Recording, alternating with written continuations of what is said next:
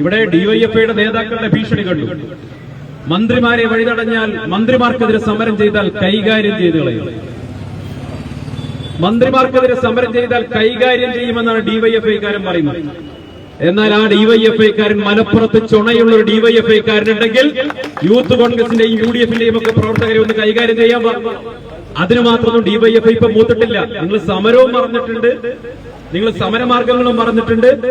നിങ്ങളിപ്പോ ഈ സർക്കാരിന്റെ ഭാഗമായി കിട്ടുന്ന ആനുകൂല്യങ്ങളൊക്കെ ഭുജിച്ചുകൊണ്ട് ജീവിക്കുന്ന കുറെ നേതാക്കന്മാരുടെ ഭരണവിലാസം സംഘടനയായി ഡിവൈഎഫ്ഐ ഒക്കെ എന്നോ അധപ്പതിച്ചു കഴിഞ്ഞു. നിങ്ങൾ സമരം മറന്നവരാണ്. ഞങ്ങൾ ഈ നാട്ടിലെ ജനങ്ങൾക്ക് വേണ്ടിയിട്ടാണ് ഈ പ്രക്ഷോഭം ഏറ്റെടുത്തത്.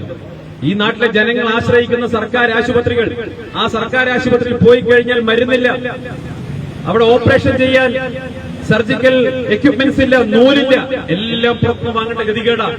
ഇത് ഏതെങ്കിലും കോൺഗ്രസുകാരൻ പറഞ്ഞതാണോ? അല്ല. ഇത് കാലങ്ങളായി ഇടതുപക്ഷത്തിന്റെ നാവായി സാമൂഹിക മാധ്യമങ്ങളിൽ നിരന്തരം എഴുതിയിരുന്ന തിരുവനന്തപുരം മെഡിക്കൽ കോളേജിലെ യൂറോളജി വിഭാഗം മേധാവി ഹാരിസാണ് പരസ്യമായി എഴുതിയത്, ഡോക്ടറാണ് എഴുതിയത്.